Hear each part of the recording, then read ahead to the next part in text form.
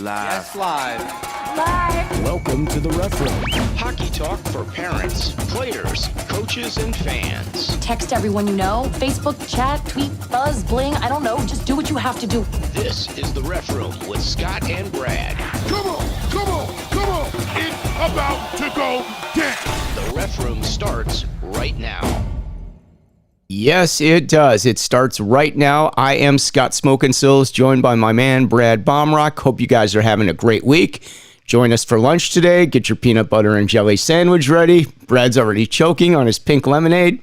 Hope he's added it. Does he have any adult flavor added to that, or is it just pink lemonade today, Brad? No, it's just pink lemonade. We're out of bottles of water. That's because we've been so busy. Well.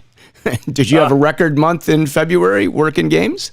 I did have quite a few games. Yeah, and I'm on a second quarantine, but it's a working quarantine because I won't lie, an extra 5 more minutes in bed just seems so appealing right now. There you go. There you go. It's Wednesday. There we go. Let the calls begin. I mean, it's been like this all day. I think people are starting to crank you now. I think so. Because it happened. Yeah. You know what? I'm sorry. You're breaking up a little bit there. All right, so we got a busy show today. We are going to hit the tough subject, and that is irate parents and parents gone mad and wild and crazy and all that good stuff. But before we get to that, let's do a couple things. First of all, we now in order to help support the channel, we have Buy Me a Coffee. Okay. And I want to thank Brett Staley because Brett purchased 5 coffees for us last week, which was very nice. So if you guys like the show and you want to help support the channel, all you have to do is go to buymeacoffee.com/refroom. And we appreciate it. We do actually have some serious expenses that we do with this show. A year into it, it's time we get a little help because, it is what it is. But Well- we would appreciate it. And I'll put this one up there. It's a little easier to see. Support the channel. Scott, I called you yesterday and specifically asked, are you taking the expenses of the show on your taxes? And you're like, I don't think so yet. And I'm like, I don't really have a bill too. And you're like, oh yeah, that reminds me. Then you sent me half my portion. I'll send you your bill. Which was funny. it is what it is. I enjoyed it. Yeah. I figured that was a good time to send it. Just seemed like the right thing to do. Well, All anyways, right. but yeah, it does cost us a little bit of money. It's not, Yeah. going to break our banks, but Exactly. it would be nice to offset some of it. So Yeah. Go We ahead. could change that to buy me a beer, but we do have people under 21 that watch the show, so I didn't change it. Buy me a beer would be more friendly, but we'd probably have to increase the cost $1 on there because you can't get a beer for $4. So we'd have to say buy me a beer for $5, but we went with buy me a coffee. It's friendly, and it's we could have buy me a pizza slice too. They do that as well. So well, think about that.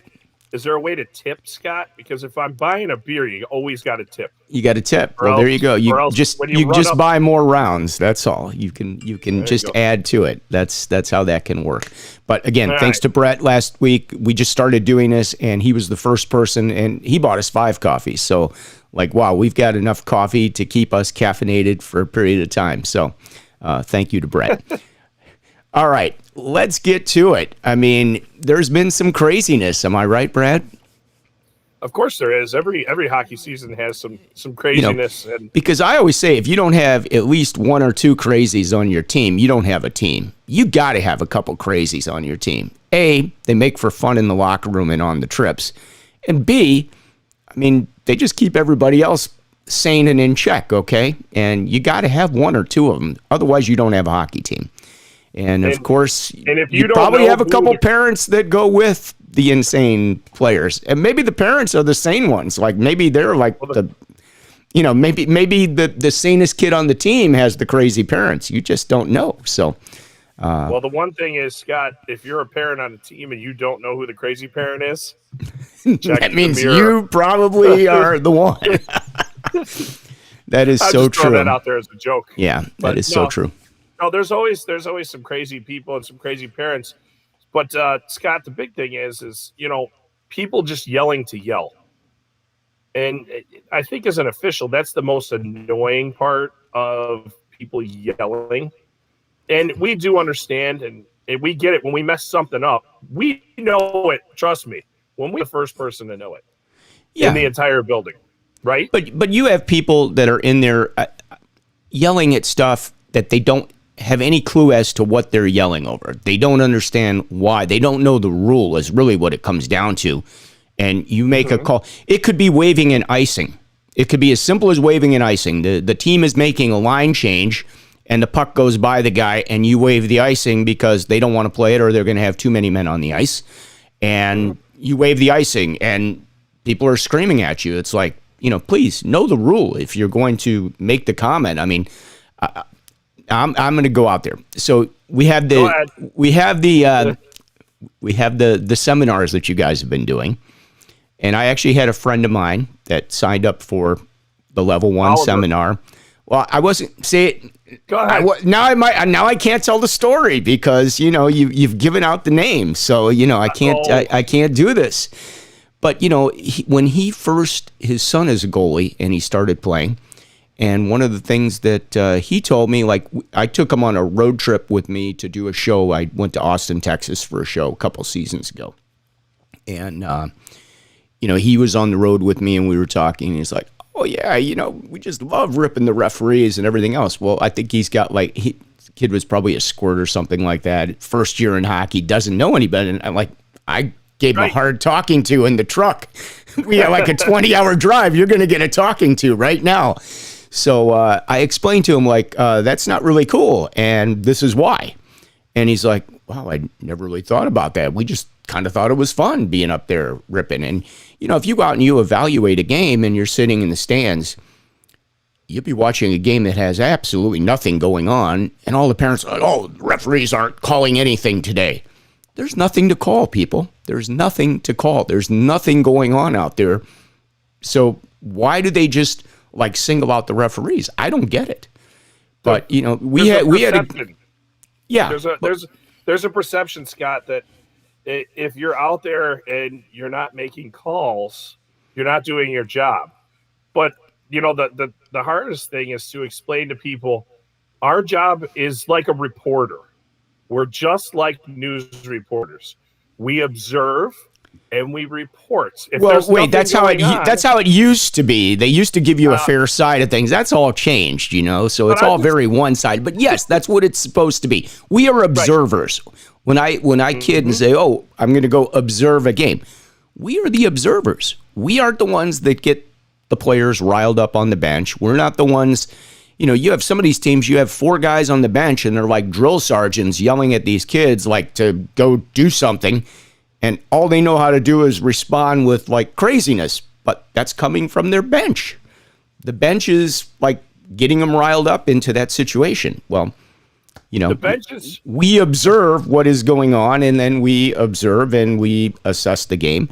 And then there's game management that comes into play, you know, and that's something that parents, I'm sure some of the coaches understand it.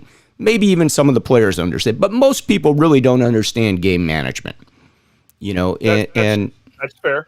You know, the benches, going back to the benches, Scott, the benches fuel the kids, but they also fuel the parents. And I don't think a lot of coaches understand that if they're yelling at the official for basically no reason, which there are some coaches that you'll meet along the way that are very good at yelling at their team and kind of throwing the officials under the bus, but they're just trying to get their team started. There's coaches that I know, they will take a bench minor and then totally rip the referee and their team comes out a different way. And then at the next stoppage, when you're kind of near them, they'll be like, "Hey, sorry about that. Just had to get my team going." And it's one of those things, but the coaches fuel the parents, and the parents go, and then one team's parents fuels the other team's parents. Then the next thing you know, you got people up in the stands, and then they're in a fist fight in the middle of while you're getting a Gatorade, and you have no idea why.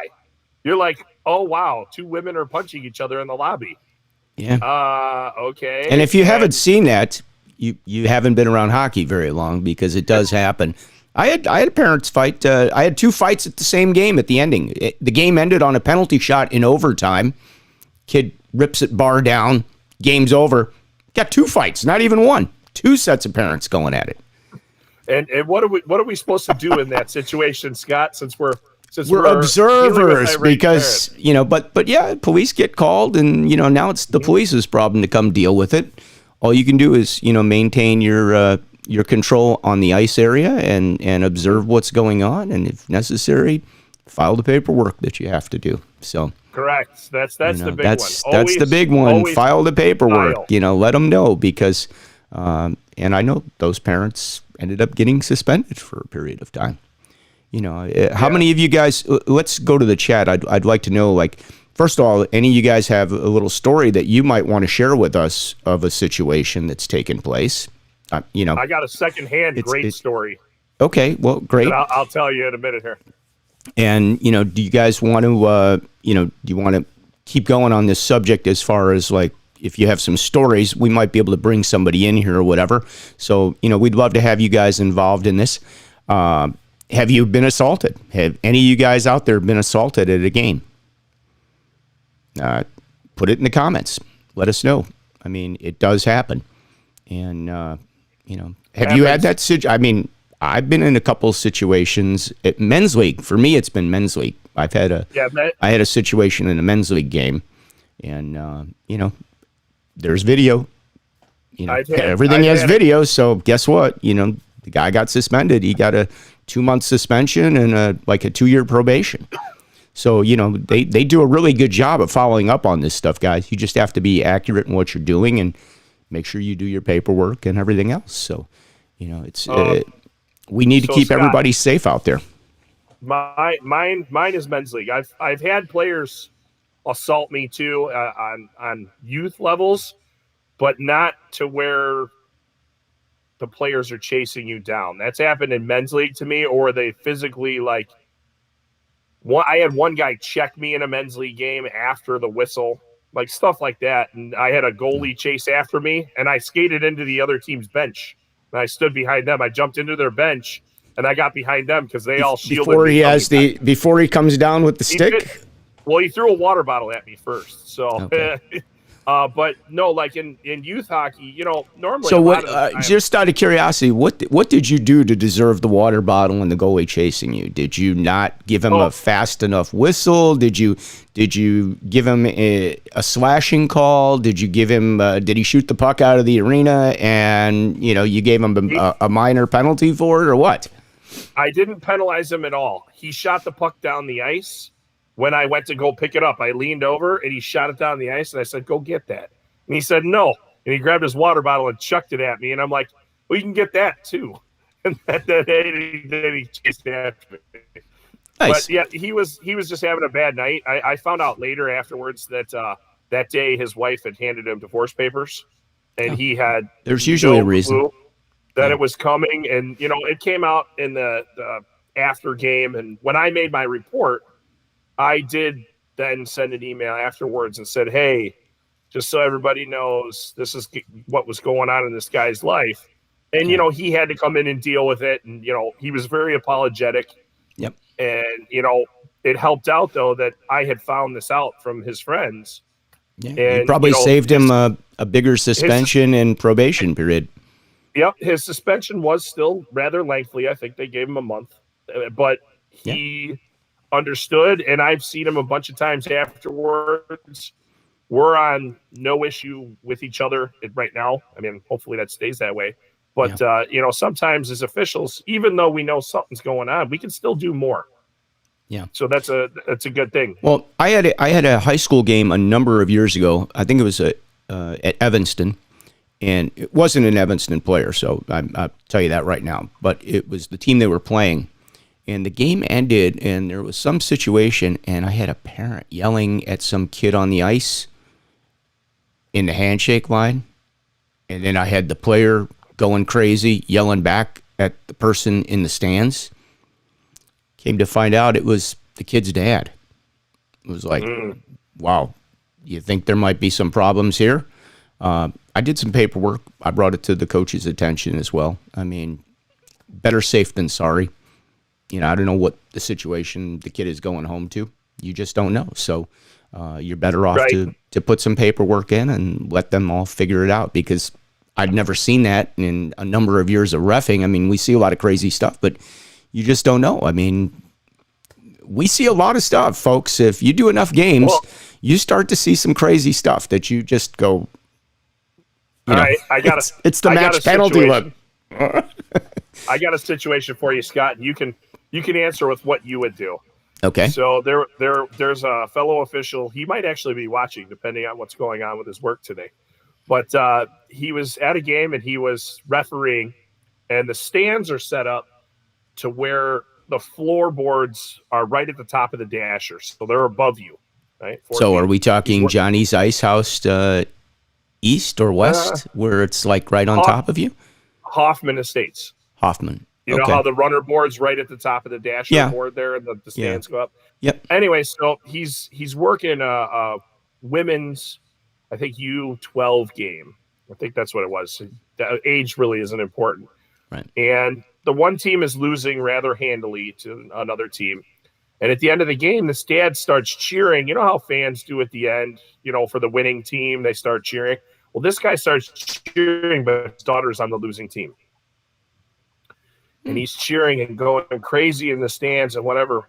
And he's kind of looking at him like, I don't know what's going on with this guy, whatever. Well, the buzzer goes, and he steps out in front of everybody. He unzips his pants and moons. This is at a playoff game. I know part of the story from a few years ago. I don't know the whole thing, but I do know some of this. So, yeah. Well, you saw the email that probably went out. That's probably why. And he moons all the other parents. Nice. And the guy on the ice was just blown away. The evaluator that was up top, because we have extra officials there in case of situations like this, they were stunned. The rest of the crowd was stunned. Well, then all of a sudden, this other opposing dad, took one step down.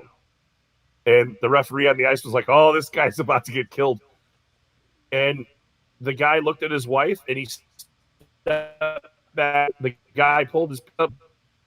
Like you just broke up there, Brad. So continue your story. There? Yeah, you're still okay, there. Sorry.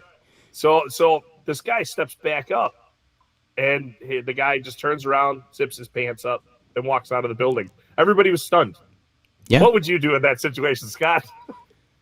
Well, a couple things come to mind. I mean, let's think about it. That's a park district facility. That's a public facility. Those are minors. Yep. That guy could be facing some serious charges. I mean, right down to he could be on a predator list for exposing himself. I mean, yep. Where, you think it's a joke and it's funny, it could be like way more serious than that. Like that guy might have to move from where he lives. He might have to go live 1,000 yards away from a school or something like that. I mean, that's how bad it could be.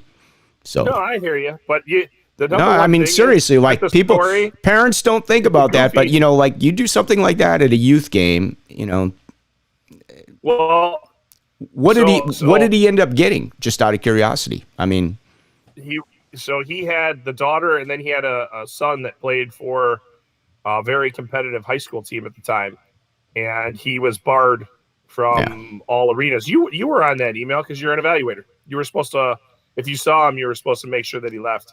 I don't know that I ever. You sure that went to everybody? It might only went to people that were watching those games. Maybe. Yeah, I don't think. But yeah, the mooning thing just doesn't work. But number one of any of this, you got to report that to somebody. Yeah, it's got to go somewhere. Yeah, because otherwise we'll have nothing to talk about on the show.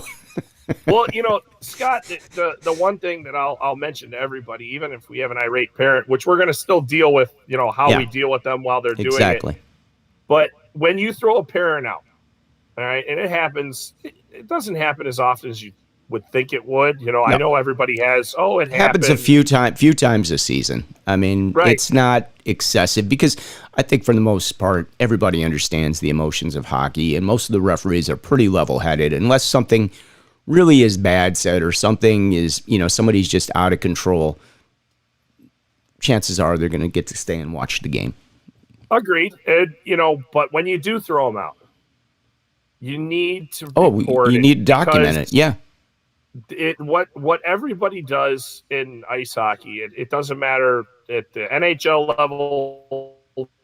And you're breaking up a little bit. I don't know why. So I wonder if you there? Yeah, you're there.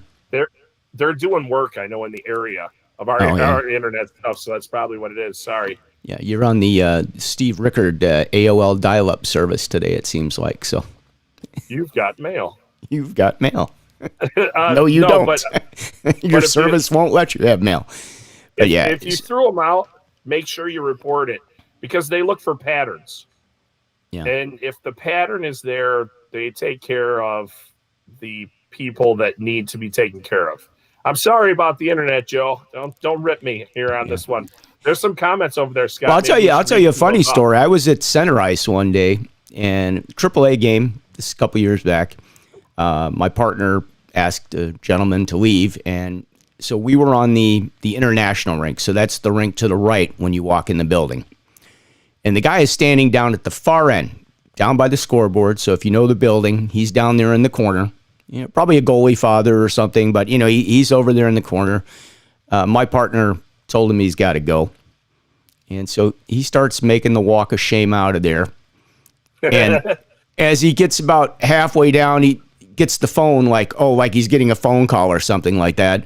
My partner yells out, "There's no service over there in that part of the building." I thought it was hilarious. Everybody in the building roared because he's like, I got a call, I got to leave. And it's like, dude, there's no service there.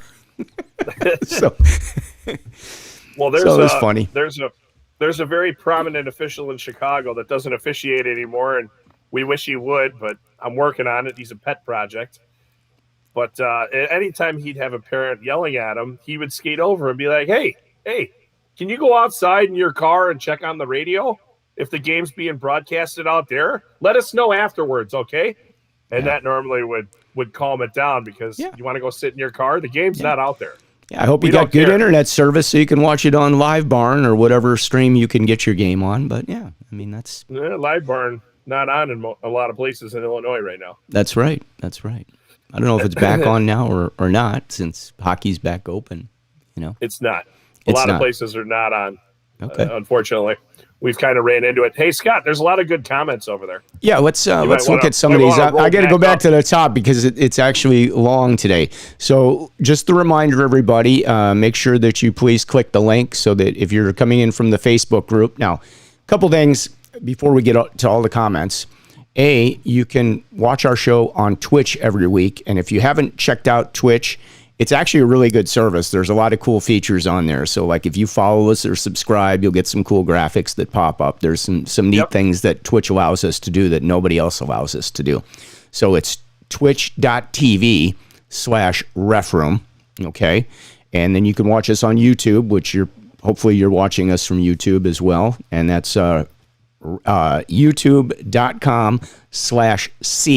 youtube.com/c/refroom, or you can watch us on Facebook. We have the Facebook group and we have the Facebook page for Refroom. So lots of ways to get to us, but click that link so everybody knows who you are and what's going on.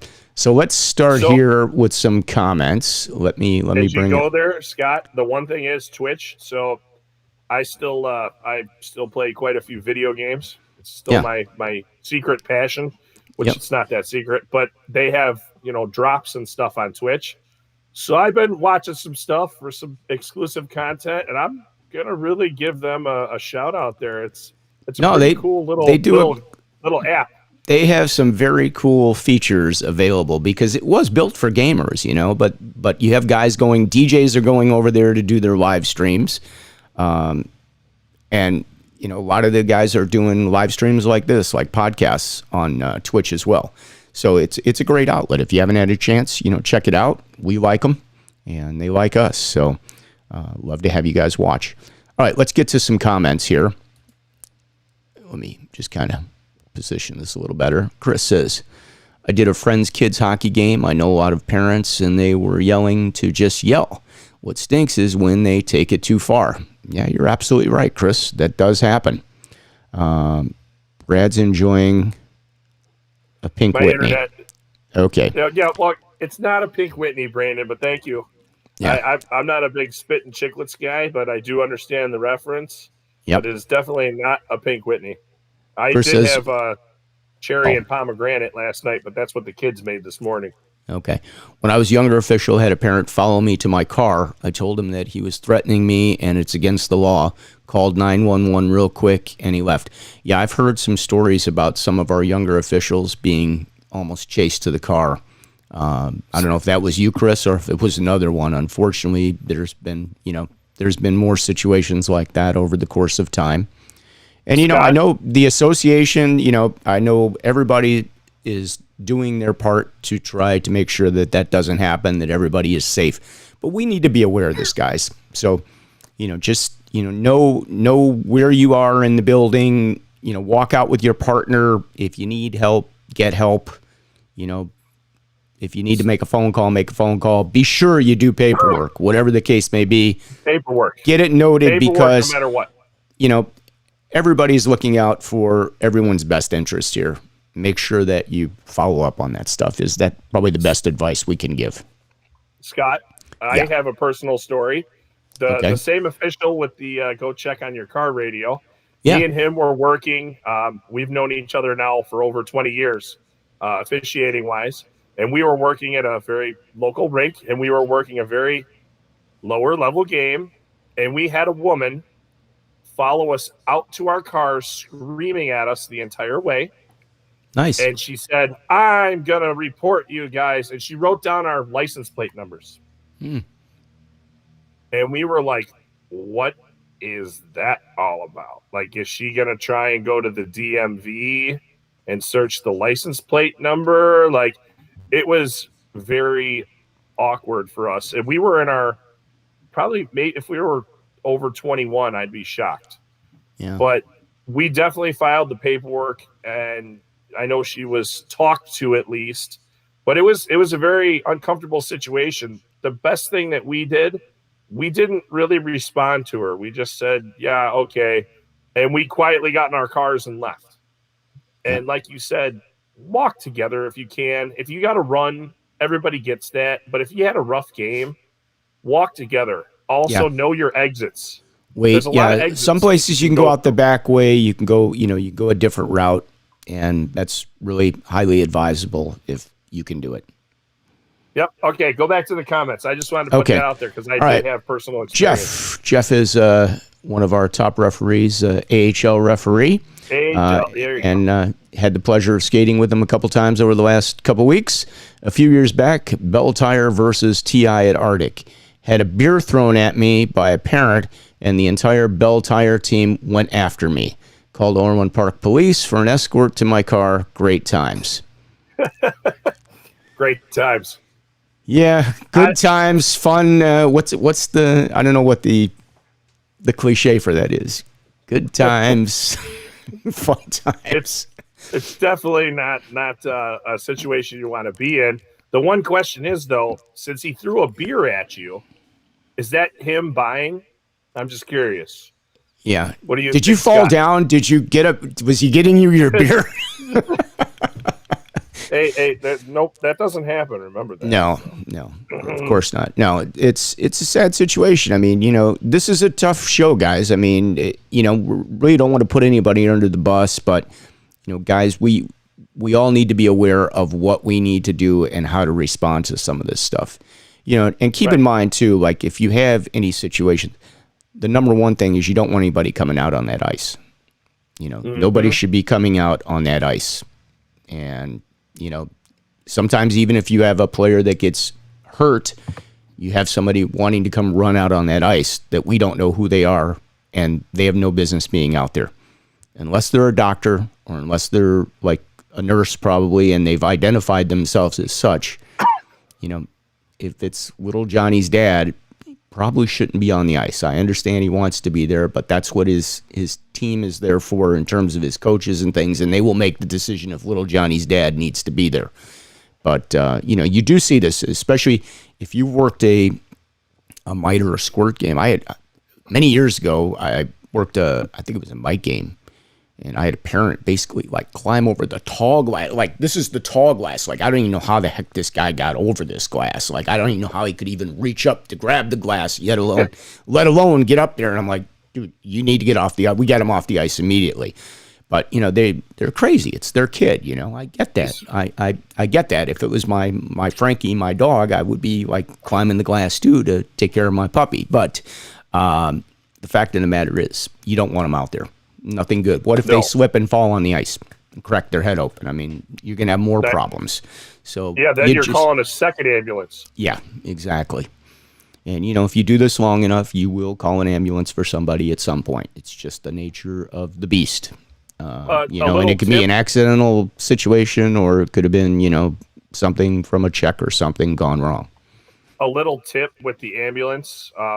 If you have a player that's obviously injured, like seriously injured, and it, use the words bleeding profusely, unconscious, or shock. It puts a little more urgency into the EMTs getting to the rink, just so that's just a tip dealing with stuff, because it's tough, and players laying on the ice can go into shock from their injury because they're cold on top of it. So if you have a player laying on the ice and they're obviously in some severe trauma and you're waiting, you might want to go ask some parents that have some very heavy jackets and cover the player up on the ice. Because the last thing you want is a player going into shock. Exactly. So sorry, just putting that out there as a medical thing. But you got tons of comments over Joe, there. yes, Brad needs better internet. Yes, he does. Well, what can I say? AOL is faster. These are great comments. Thank you for that. I went to Rickard's house today. We're picking on poor Steve. We love Steve Rickard, okay? Steve, get yourself some better internet service. All right, Jimmy Warwick. Brad loves the story. When him and I were on a AAA game at Seven Bridges, the coach loved Brad. Lots of coaches love Brad. Usually, score has something to do with how much they love Brad. If Well, they are if they are ahead in the score, they typically love Brad, and if they are behind in the score, they really love Brad. So I had a coach. He coaches the U18 team and the U16 team of a club, and they were in town for the weekend for a showcase. And I had the absolute pleasure of officiating them Friday night. Both games, I had line ref, and I happened to get his 16 team and then his 18 team with a break in between. It was great, just a great day. He was happy to see you again, wasn't he? He was not. Well, he was not happy to see any official from the U16 game because his team played like garbage, and all he did was basically irately scream at us. And I finally skated over to him, and like the second period, I'm like, "Look, I know that you guys are kind of not playing well here. I go, not my problem. You're gonna stop yelling at us, or else I'm gonna bench you." Well, that calmed him down. Nothing more of that game. Yeah, if they're struggling, the last thing he wants is to sit, have somebody sit in the box and he's got to kill another, penalty when he's having a tough time as it is. Sometimes just a conversation can kind of keep the peace a little bit. Well, so we get through that game, then we get to the U18 game. There's no issues. The next day, Jimmy's reffing, and I'm lining, and it's the U18s, and we have a U18 player dump this guy behind play. I'm the linesman. I skate over there as fast as I can. I think Jimmy just hit the whistle. I get there. I go to the guy, and I'm bringing him to the box, and another altercation across the ice starts. So my linesman partner's there. The kid's with me going to the box. He won't get in the box.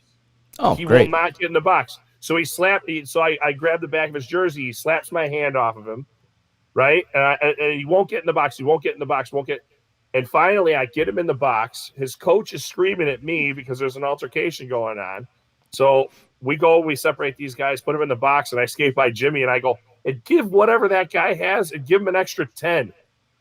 Well, Jimmy just turns to me, and, we've known each other a long time, and he dimes him on top of it, right? Because he wouldn't get in the box. He's interfering with my duties. He's been ordered to go to the box and won't do it. Exactly how the rule works.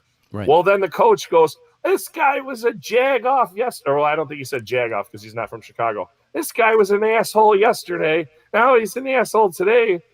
I think Jimmy's response was, well, did your guy get in the box? I think that's all he said to him. And it was over. But, yeah, he was Jimmy's got that fun guy personality. I've seen Jimmy take, practically a slap shot that would have, been painful if you had full equipment on, and he basically smiled while he was in pain.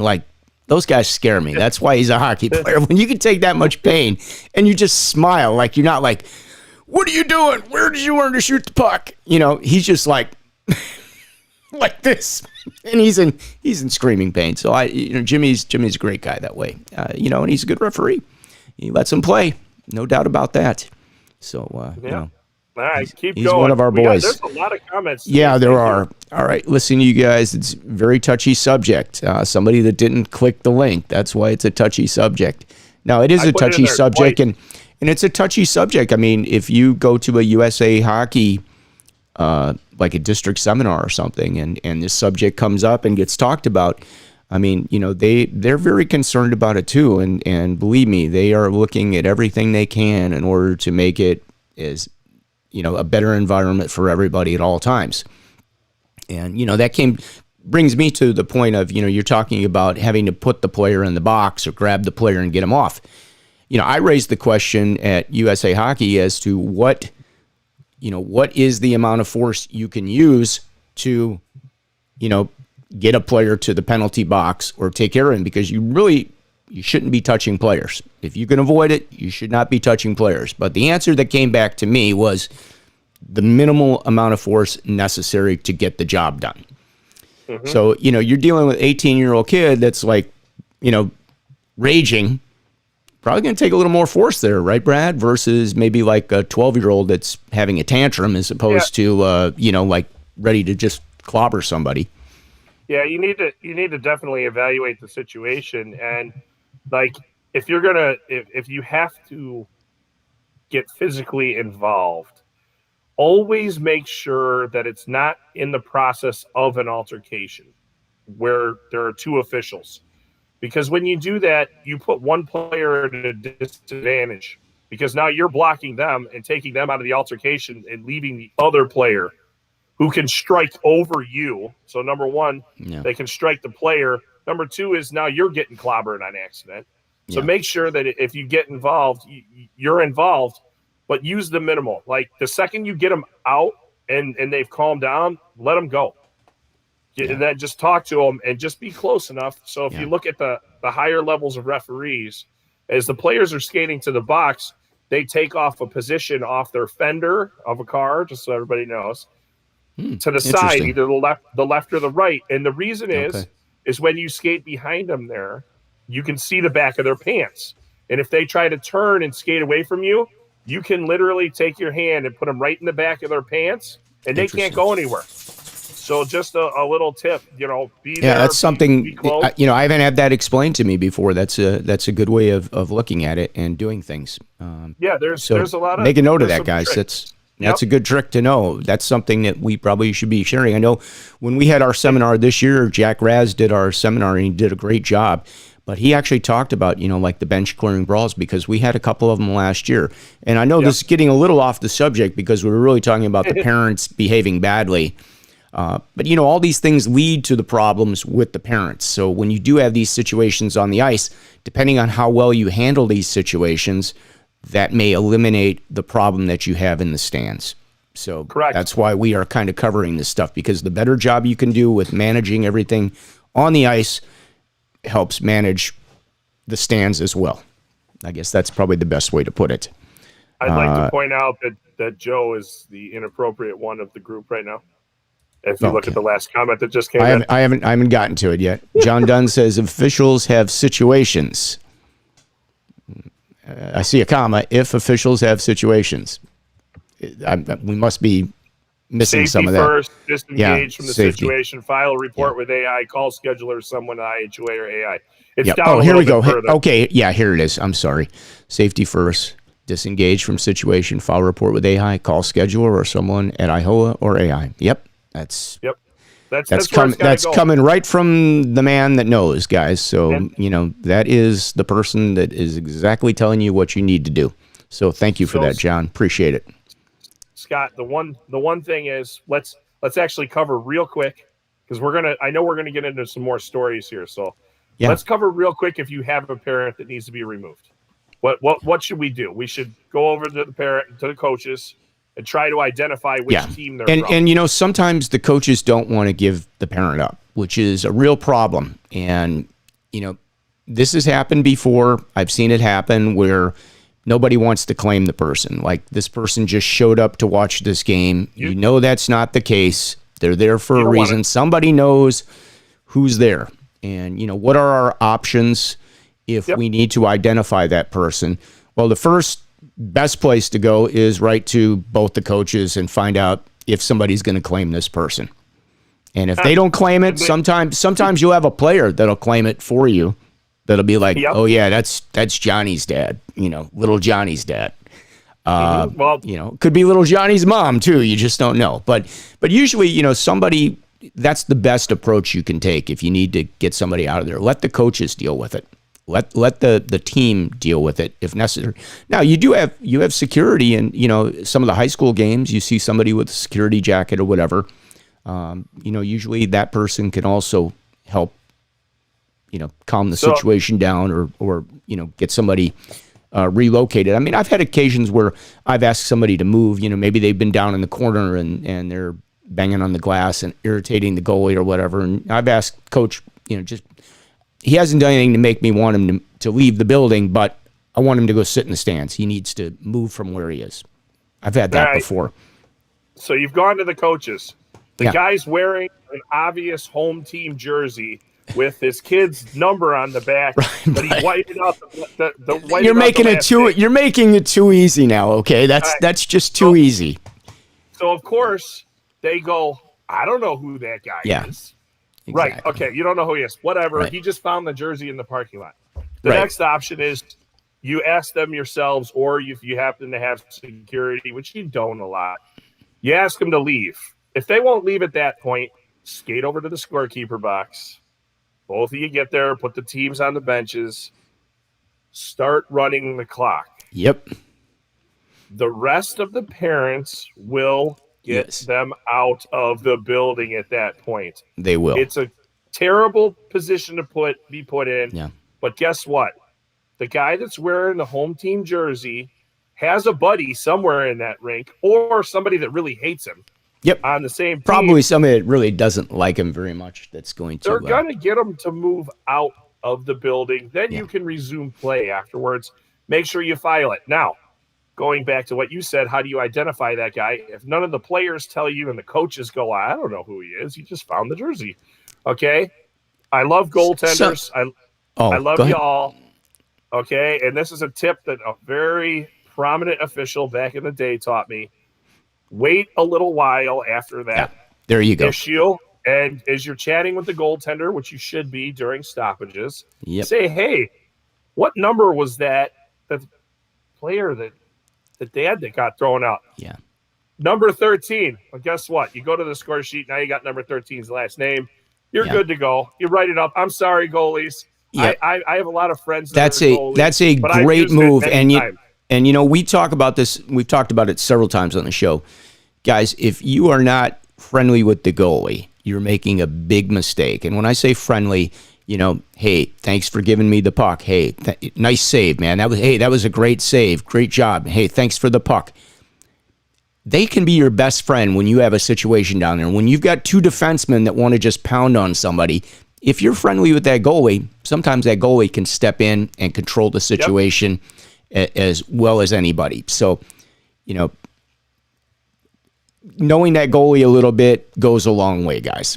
You know, be polite. The goalie's doing you a favor. He picks the puck up for you, stops you from having to bend over all day long. I know for me, that's big, and I appreciate it. But yeah, I was a goalie, man. I mean, you know, I like to give them little kudos every now and then. When they make a great save, I don't mind telling them they made a great save. I'm not doing it to be one-sided. I'll tell both goalies, depending whatever side of the ice I'm on. If you made a great save, I'll be able to tell you, hey, that was a great save, or, you know, man, nice grab on that one, you know, or well played, man. You know, you stayed square to the shooter. Great job, you know. I have no problem with that at any age level, you know, paying them a compliment, because they are our friends out there. We are working with them probably more than anybody. I mean, even more so than the centers, because, yeah, you see different centers. They probably have 3 or 4 centers that are out there, but the goalie's your guy. Well, he's also out there alone from the second he gets to the building till he leaves. Yeah. You're a goalie. You know, they used to have some of the old rinks used to have their own, like, goalie room. Which a goalie room. I like that. I like that. Bathroom. Yeah. It was a bathroom. It's the other broom closet, the one the refs didn't get. He gets the bigger broom closet. Yeah, nice. You know, but they're out there by themselves most of the game, so just chatting them up a little bit, you know, it gives you somebody to talk to, because you're kind of alone too, because you and your partner are busy the whole time chatting them up. But, you know, learn thank you in a bunch of different languages, and some of the goalies really appreciate that, because you come in and it's like 10 different things, you know, they're like, well, where's that one from? Then they start talking to you about thank you. So, you know, it's cool. It's an interesting place to be. And that's a tip. I would talk to the goalies always. And I'm sorry to sell you guys short that you guys are normally the ones that'll rat somebody else out. But the problem is I am sitting there and I'm talking to the goalies. It's somebody that I want that relationship. Yeah, somebody that you're consistently working with throughout the game. And you know, you do some of these goalies, you get to know them a little bit in terms of you've seen them at, you know, 5 games that season or whatever. You kind of know what their habits are and how they do things. And, you know, some of them are real cool. Some of them are a little crazy. Some of them have great personalities. Some of them, you know, you just kind of need to work with them a little bit and help them out. You know, some goalies, they just don't know. Like, you know, you get the younger goalie, makes a save, first baseman mitt, and then he throws the puck down like, yeah, look at that, I made the save. And it's like, you know, you kind of need to have a little conversation with them at that point and explain that, like, hey, you know, the higher level goalies, they don't do that. They do this. And suddenly the puck is handed to you very nicely. So a little psychology with them goes a long way. All right, we got more comments. We got to keep going here. Go ahead. What happens when an irate parent is also an evaluator? Ooh, that's a scary thought. I don't know where he's going with that. I don't know who that would be, but you know, I would hope the evaluators are, you know, we're representing hockey when we're out there and very professional about what we do, and we need to remain calm in all situations, because if you're an evaluator and you're at the game, you're almost, well, I mean, you are part of the officiating crew, whether you know it or not, because you're the first line of defense for those guys. If there's a situation, they can't leave the ice and get up there and take care of it. You probably need to go over there and do your job. So Well, it shouldn't come down to that. Scott, I'll point this out. There was a situation many years ago with something like this. Number one is, if you're an evaluator, you know you're an evaluator, and you can't act in an immature fashion, because you will get talked to before anyone else. Yeah, you will. With my own kids, because I have the 2 8-year-olds, when I go to the rink, I am dad. There is no officiating with me. I'll answer some basic questions, or I will always be friendly with people that I see around the building. That's never going to change in my life. But at that point, I am dad. I am no longer an evaluator in my role. So I specifically do not wear any of my evaluator stuff. I come in, I look like a homeless person. Like you do now. I do. Like you do now. I look pretty good today. I just wanted to wear a hat and protest this warm weather. You know, it's 50 degrees out, just in case you didn't know that, in case you didn't get the fax. They didn't. Right. Your fax machine didn't go off and give you the message. I have an eFax account, so it just goes right to my phone. Thank you, Okay. Scott. All right. Good. But but if you're somebody that's going to games and watching, if you're wearing an evaluator jacket, whether you're getting on the ice afterwards, your kids are there, which I highly discourage you wearing anything at that point. You are in that role, no matter whether you want to or not. And everybody knows what the evaluator jackets look like in Illinois. They instantly know, because they make comments watch you. about you when you have one on. Okay, whether you know it or not, they think you're the police. You're the hockey police or something. So, you know, you need to be mindful of that if you are an evaluator. And So I try not to wear my jacket. I've been told I should wear my jacket more often, and that, you know, just because you're a cop doesn't mean you can't carry a gun. Okay, I don't. You know, if I'm evaluating, if I'm asked to do that, then, you know, I wear the jacket and I do exactly what I'm supposed to do. But I don't try to take advantage of that. And, you know, I've seen, we've had some people over the last number of years that got IHOA jackets. They had IHOA jackets, and they were like level 1s. And, you know, probably you should be a level 3 before they let you get an IHOA jacket, okay? Just saying. I think you should have a couple years of experience under your belt before you get an IHOA jacket that you're walking around in. That's my personal opinion. The jacket that you have has an AHI logo on it as well. Yeah. The evaluator one. Yeah. Well, it's kind of like these, not to toot our own horns. These are board member and see mine? Certified instructors. I got mine on today too, just so you gotta go to Colorado. You can get one. Colorado or, you know, Lake Placid, whichever one. And you go through the week of training. I did get a promotional T-shirt from Mr. Cowsell one day, but it was too small. So, Eric, if you're listening, could I get a new promotional T-shirt one of these days? And it was probably one that we gave him, and then didn't fit him anymore, so he gave it to you. We love Eric. He's our referee in chief. Great guy. Had a conversation with him the other day, and I know you guys have been doing seminars, so thanks for doing that. Was it about irate parents?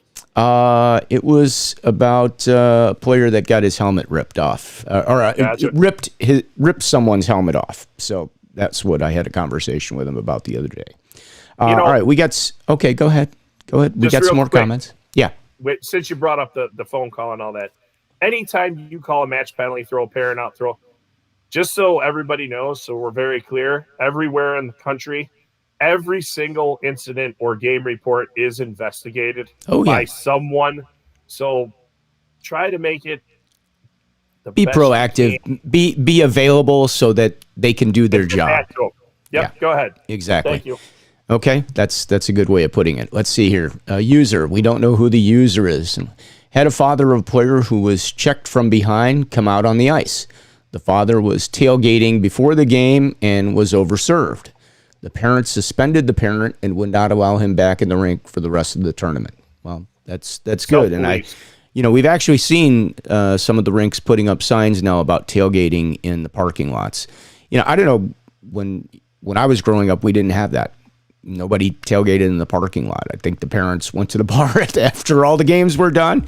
Yes, but they didn't tailgate. But, I know that's become really popular. I see them with the grills, and, the kids come out there and they make lunch for the team and they tailgate. And, it's, I realize it's a family day and it's a big part of the family lifestyle because they have so much time and so much money committed to hockey. I get it. So, but, if they're overserved, that's a problem no matter where you are. And, whether it's the football game, and you see the crazy parents at the football game, too, of the NFL players. So hang on. Or the guy that bet on himself and ran out onto the football field during the Super Bowl and won. Did you see that? No, I didn't. I didn't know about that. I didn't even get to see the Super Bowl. I worked over the Super Bowl this year. So, not always. I usually try to sleep through the Super Bowl if I can.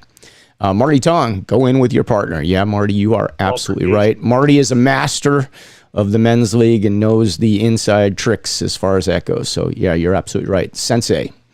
Let's see here. Start the refusing to start play procedure, Jeff. That's going a little far. Yeah. Have you ever had to invoke that? We actually had that at a tournament a number of years ago. I think it was a spring league tournament. Had a coach that was done. He was taking his team. They were getting clobbered by this team, and he just took his team and left. And it's like, he left the man. One of the parents there, or a manager, to get the match penalty for it. He's like, he's leaving. And I'm like, well, coach, you're now the coach. You're the guy that's going to be facing the problems here if you don't start play. Here we go again. I thought I put it on vibrate, but I don't know who that is. Anyway, so yeah, crazy stuff. But yeah, you can have that situation. Let's see what else we got here. Gary Pottishman. No one screws with Nick Levin. Okay. Those guys have been going back and forth on Facebook for I know. I don't know if you've seen that. Let's see what your wife has to say. Let's see what the real boss of the household has to say. Remember, these referees have families that go to the games as well. Refs are people too. Mistakes can happen. Errors can occur. Yeah, Rachel, you make a great point there. And when a team can't break out of their zone, we don't go up to the coach and go, yeah, when are you going to learn to break the puck out, buddy? We don't do that to them. You're going to make a mistake. We see NHL referees make mistakes, and they have multiple cameras and multiple views and many, many years of training and many, many hours of levels of play that will never, ever be able to work. But it happens.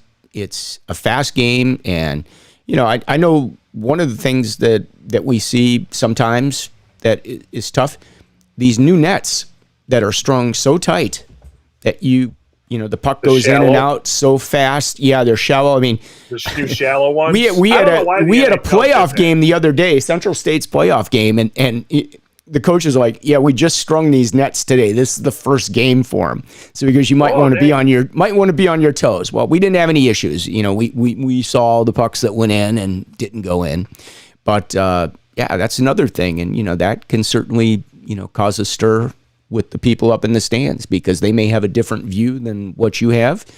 And, some of these are just snipes. If you've got to be in position to be able to see that puck going in. So that's something else. And, again, everything is angles.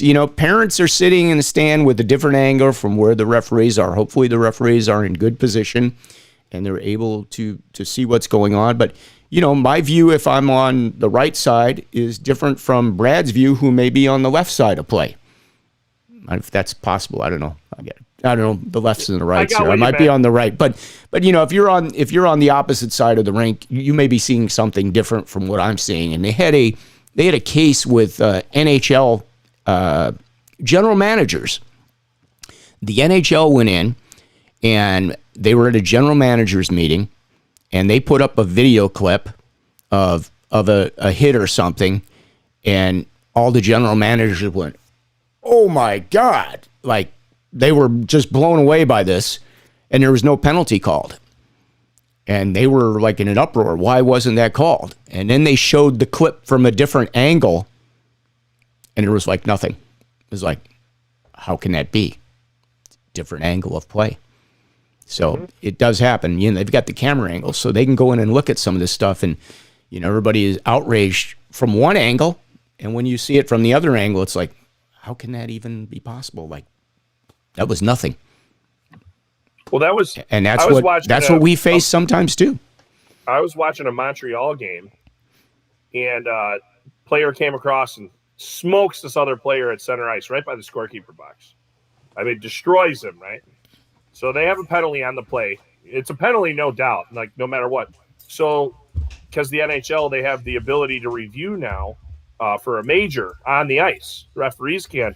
So the referees there's a review for a major. So they get the iPad out and they get the angles that they have and all that, and they're going through it and whatever. And I saw the hit live, and from the angle that it came from, I'm like, I don't see like a major there. I go, it's definitely a penalty, you know. And you couldn't tell real clear from the ice. And now they're looking at all they come out and they call a major.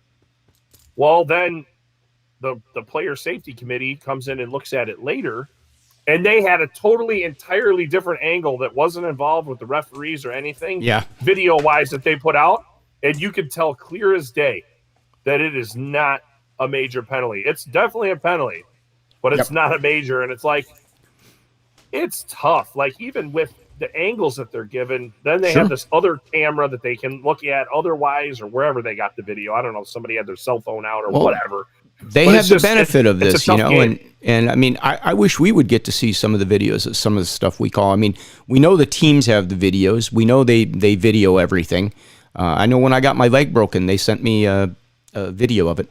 I actually, and the first one I saw was in low definition. Then they sent me like a high definition version, and I was like, wow, okay, you can see that. That was pretty interesting. But you know, there's video of just about everything out there, guys. And unfortunately, what's that? When my best friend dislocated his kneecap, we were working here in Chicago, and he dislocated it one Saturday morning of our big weekend. You know which big weekend I'm talking about? Yeah, I'm pretty sure I know.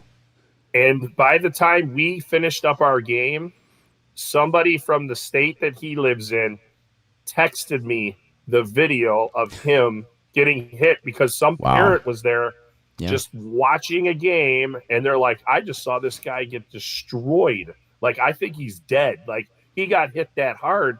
And literally the video was in a different state to a different person and already made its way back to me. Yeah. So it's kind of interesting. It was not a good weekend. News travels fast. Mason over there, his dad was the one that got smoked, and it was. He says, "I remember this." I don't believe it was a fun ride home because I think you guys had to return a rental car. It was an interesting. Let me tell you, it was an interesting weekend. I'll tell you that. Yeah. But I'll say I did have selfies from my friend in the back of the ambulance as well. He also says you always look homeless. Okay. I just had to put that up there. You know, Rachel, take him out, buy him Rachel's watching the show. Rachel, it's time to get him out, get him a haircut, get him cleaned up. He is Brad. All right. We got another one. This one's from Karen. Let's see what Karen has to say. Long one. Yeah, this one is a dissertation, but Karen's a pro. Karen, center ice last year, high school rivalry, bleachers packed with parents, downstairs packed with students. By third period, students ready to rumble, Yellow Jackets watching close game. So I went to each Yellow Jacket and told them what needed to happen to get everyone out of the building peacefully as the game finished. A Yellow Jacket from one team accidentally touched a Yellow Jacket from the other team. She started yelling and was, sorry, they're on a time. They're on a timer. I got to finish. As game finished, Yellow Jacket from one team touched a Yellow Jacket. Okay, then the sun is people gathered around, pushing, shoving. The sheriff was called. The officials were standing in the gate as they weren't going to try to get through the crowd. Josh raised his voice and said, "The police are on the way. Let's go." Got people moving. Yeah, that's probably pretty smart. It's always a good idea to give them a heads up because that sometimes does get them moving a little bit quicker. Explain the Yellow Jackets. Yeah, so the Yellow Jackets are typically the security people or the designated security people for each of the teams. Is that correct? It's an Illinois high school thing. We just call them the Yellow Jackets because they do have these yellow jackets. Although they say security on them, don't they? I believe. But some of the teams have, like, if you go do like a Niles game, Niles has, or Maine has actual police in the building. If you're in Niles, I mean, they come and watch the game, and you see that at a lot of the rinks. Plus, a lot of the rinks just, there's a lot of cops that play hockey. There's a lot of games. They swing by the rink when they can. They take care of their own and their friends, and they just come by. It's part of their patrol and just showing face. It keeps the peace, keeps everybody happy. Can I make a comment about these Yellow Jackets that I've noticed the trend lately? Sure. Are more parents buying Yellow Jackets to wear in the stands? No, thank God. Okay. But all right. But apparently they've become a country club accessory lately, and I've seen quite a few parents that have had them tied around the back of their neck like they would a sweater at a country club, than actually putting the jacket on. So if you're a parent, so they don't want to cover up their Canada Goose jackets so you could see the logo, so they put the yellow jacket around and wear like okay, yeah, all right, I got you. I'm just going to point out. I got you. Maybe that jacket's been shared too many times with too many people that they don't get their own yellow jacket. Maybe they need to have their own yellow jacket. They don't want to put that thing on. Well, all I know is every time I see that, I laugh hysterically, and I go to my partners and I'm like, check this guy out over here, or this lady. Look at this thing. They got a cape.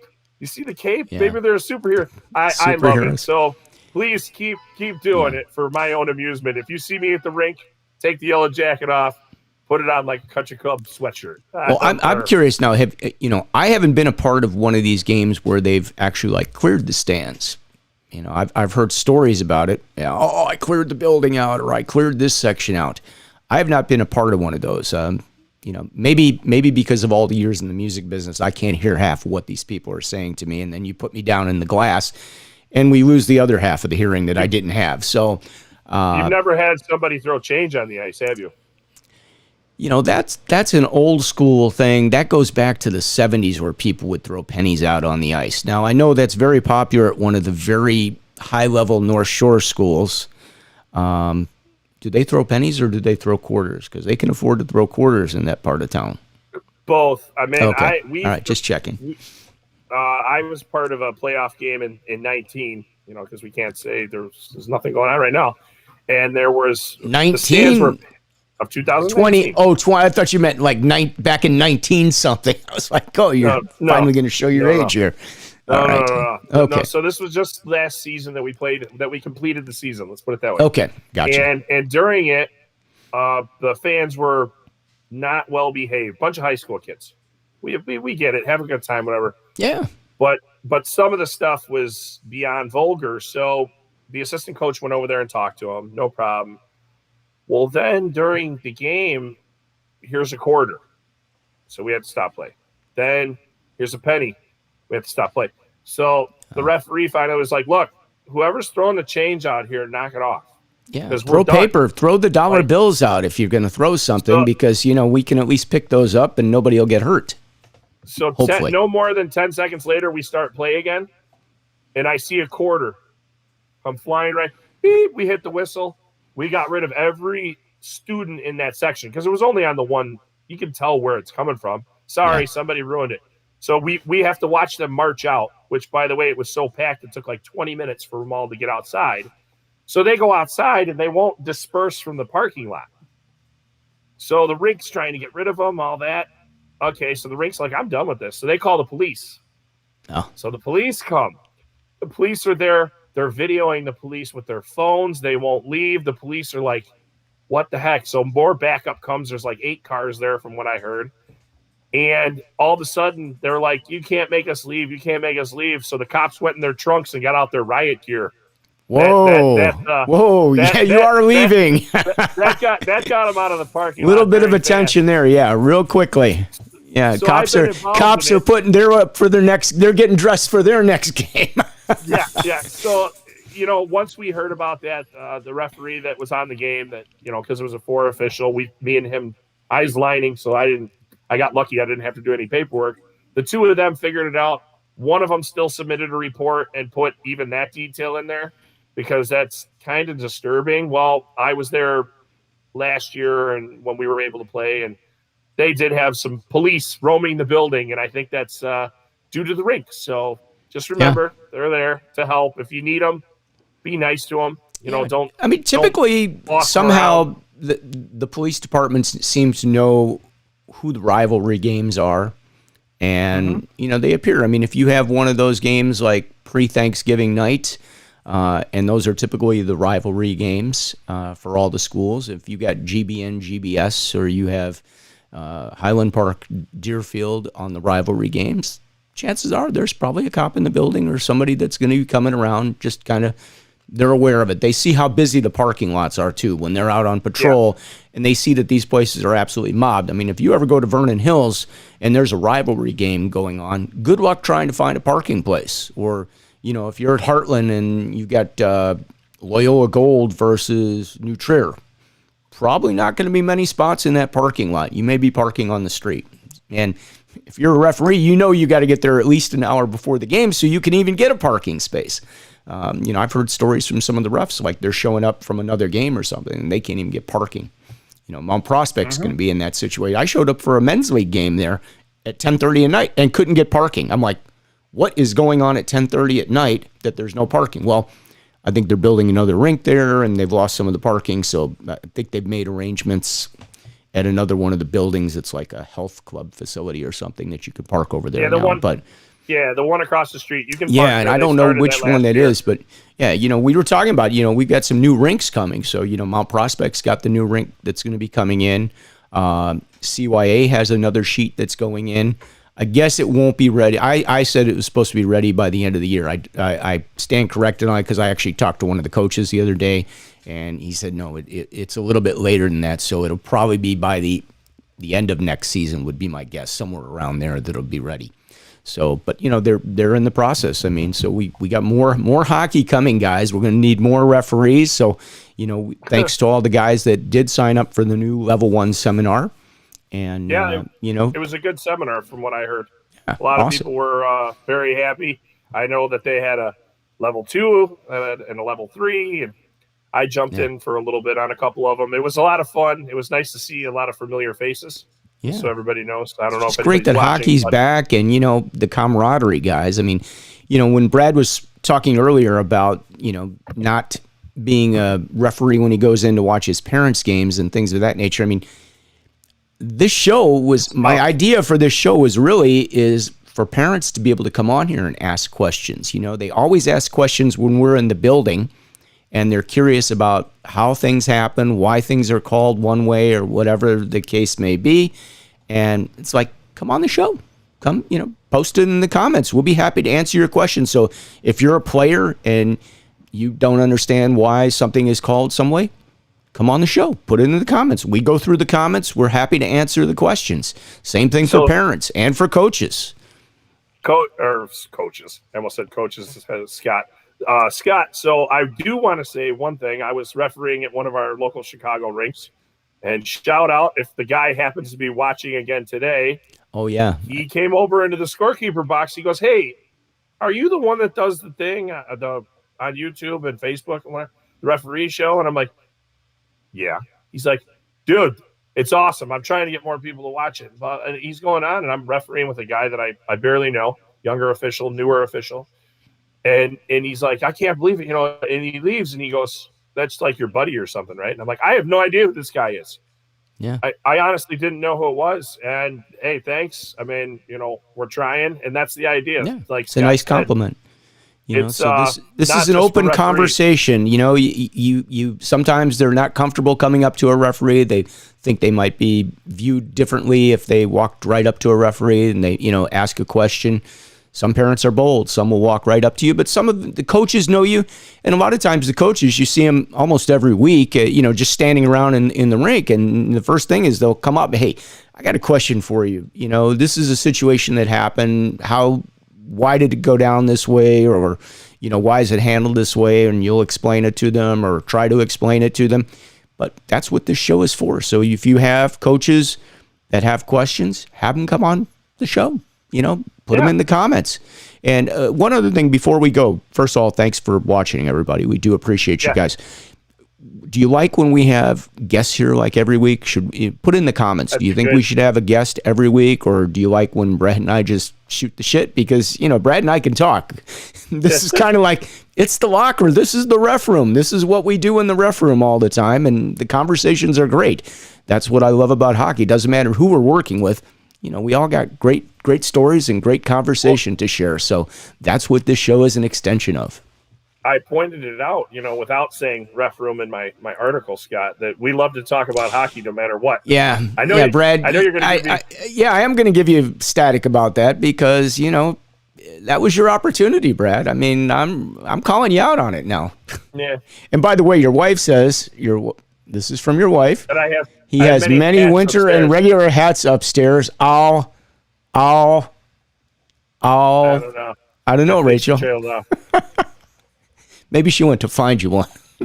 Yeah, well, hey, she's a good sport. She puts up with this every week because I know you guys have been busy. You got a household, you got both your sons at home learning, and your wife is there working. So the fact that you can break out for 2 hours on a Wednesday is very cool. In fact, I have someone eagerly staring at me because I think he wants to get on the Xbox Series X that's in this room. Yeah. Because in our little quarantine, we made our front room. It was kind of like the boys' play area for a long time. We bought some couches and got a TV, and it's like a physical room now. Well, it was supposed to be kind of like the area that I can hang out in. Apparently, this little giant over here who's staring at me wrapped in a blanket thinks that this is his place. Well, it is. It is. So, but it's been a lot of fun. And I think I'd like to know that if people want guests, I mean, we can get some guests. The one thing is there was a little time where a lot of people didn't want to talk about anything, which was weird. Yeah, that really weird. is true, guys. A lot of people that wanted to come on the show were reluctant because of what was going on with restrictions and things of that nature, and they just weren't comfortable, being on camera at that point. So, we have a lot of people that are definitely willing to come on. We have a couple really great show ideas that we're going to be doing here in the future. And I know we've talked about like the tips and tricks for the websites and stuff. We do need to do that, but it's actually a bigger process for us because we have no way of like covering up some personal information and things of that nature that we need to be able to do. So we will get that done and make that happen for you guys. And, there was one other thing that you and I were talking about, speaking of the sites, and that is, we do have the ability to evaluate the teams after each game. There is a spot in our schedule, if you're using Ref Ranger, that you can go in and evaluate the teams. So, if there is a great situation, you want to let them know about it, how well it was handled, you can put a comment in there. On the other hand, if there's something that didn't go as you'd like, you can put a comment in there. Just know that they do know who sends the comments in. They're not anonymous. Like when we get an evaluation from a game, it's anonymous coming back. When I say evaluation, I don't mean from an evaluator, but if a team goes into the site and evaluates your performance, it's anonymous. Anonymous to us anyway. You have to figure it out on your own who put you under the bus or gave you praise, whichever the case may be. But you can go in and do these comments, guys. But keep in mind, it's probably going to the president of the club, and if you put something in there that really shouldn't be in there, like some of the comments we get on this show, probably not a great idea. But you can make a comment. I mean, if you go to Lake Forest College, let's say you're working the Falcons game, and you want to mention the fact that might be nice if somebody went into the ref room there and with a bucket of soap and water. That would be nice after like 50 years that it could use a cleaning. If they got enough of those comments, they probably would say, why do we continue to get these comments about the ref room? Maybe we need to find out what's going on. So there's a poster. Is that on your end, Brad? I don't have any kids here, and I know that's not Frankie. So yeah. Is that the boys? Scott can hear you. You're not allowed to talk yet. Not allowed. Oh, wow. A referee telling somebody you're not allowed to say anything. Gonna give him unsportsmanlike. He's certainly he's Yeah, talking tell him I right said, now. hey, I they're think- so I good think letting our us day do is this over. every week. So yeah, well, No, we they've are. been We're at very the good. we're at the time anyway. So yeah, on that note, Here we comes probably Bob. do need to disconnect here. All right, anything we're you okay. want to say in closing before we head out of here? No, I'm glad. What is an uncomfortable topic? Yeah, this was an And I'd uncomfortable like to say- topic for a lot of people, and I can appreciate that. Let me turn that down. See, that's why I keep it low. See, you wondered why I had it low before, but that's why. All right, so Yeah, let's close with this. You're watching The Ref Room with Scott Smokin Silz and Brad Baumruck. No, that's not the one I wanted. I got to get the ending. That's the new Thanks one. for watching The Ref Room. If you have an idea for an upcoming show or guest, hit us up. Just email us, refroombrad@gmail.com. Okay, there we go. One of these days I'll label that thing so I know which button. You know, I hit. in hindsight, we should have just made one email account and put it on both of our phones so we could both answer to it instead of me getting sold up the river. You know on what? the show. We'll do that. Let's do that. We'll make one and we'll keep And the then it'll just personal bounce ones, to and us. we'll keep the personal Yeah. ones. So yeah, okay. Yeah, Because yeah. am I filling your email box up? Because you were going to put it on forward to me, so I'm just No, curious. no. I've gotten a couple, not a lot. Okay. You know, Well, in case you some didn't get that very good email ones. address, Thanks for here it is watching one The more Ref Room. time. If you have an idea for an upcoming show or guest, hit us up. Just email us, refroombrad@gmail.com. Yeah, refroombrad@gmail.com. All the bots will be looking for you. All right. I should create an automated message that says that your email is bounced back. Yeah, it's being forwarded See how to many me. people? Right. See how many people realize it. Yeah. All right, guys. All right. Well, hey, take an extra game. There's lots of games out there. We still got lots of hockey, and look forward to seeing all you guys out there on the ice. Stay safe. Have a great week. On behalf of my man Brad, take it away, Brad. Say goodbye. Say goodbye, Brad. You've got mail. There you go. All right, guys. Have a great week. Have a good one. We'll see you soon. We'll see you next week at Wednesday at noon. Have a great week.